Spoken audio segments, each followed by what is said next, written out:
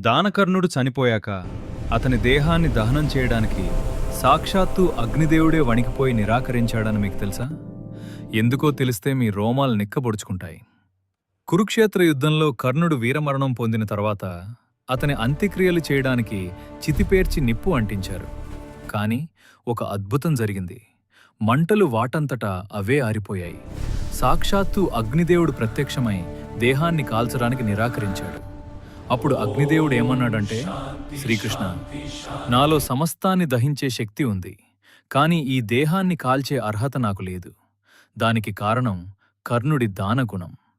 ప్రాణం పోయే ఆఖరి క్షణంలో కూడా తన బంగారు పంటిని పీకి దానం చేసిన మహాత్యాగి కర్ణుడు.